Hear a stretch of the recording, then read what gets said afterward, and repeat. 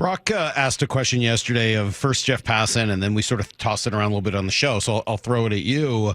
If you were buying stock in a Mariner, meaning, based on where they're at right now versus where you think they could be going, whose stock do you think is you're looking to buy?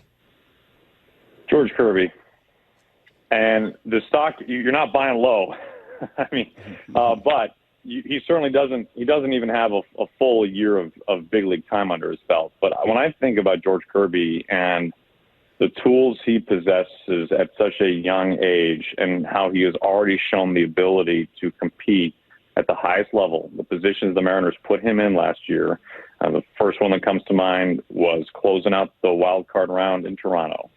He had not closed out a game, guys, since he had pitched in the Cape League, which the Cape League is a collegiate wood bat summer league in Cape Cod, Massachusetts, that's played on high school fields with chain link backstops.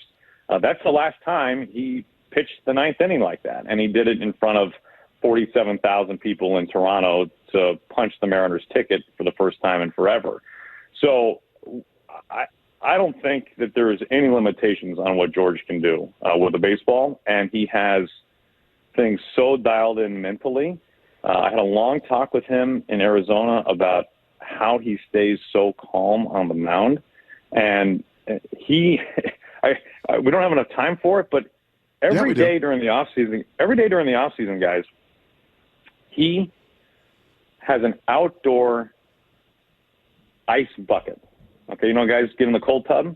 Mm-hmm. He has a bucket that is basically, it's like what you would look at somebody going off Niagara Falls in.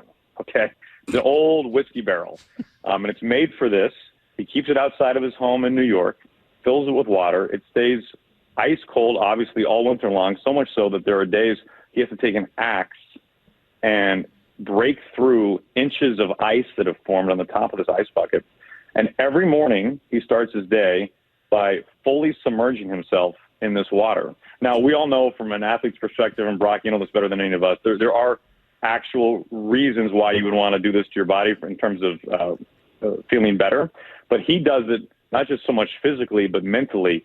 He forces himself in these physically extreme situations of both extreme heat in a sauna and extreme cold, fully submerging, like head underwater in this ice bath, so that he can, when the going gets tough on the mound, he can control his breathing and stay mentally clear. And we saw that in Toronto, right? We saw it in the home playoff game against the Astros, and we certainly saw it during his whole time with the Mariners, even before October hit. I mean, we knew this already. He's the total package, guys, and I don't think there's any limit to what he can do.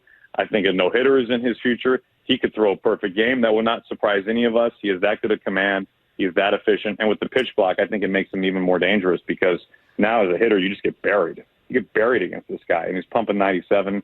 He's the guy. It's a long-winded answer, and I'm sorry for that.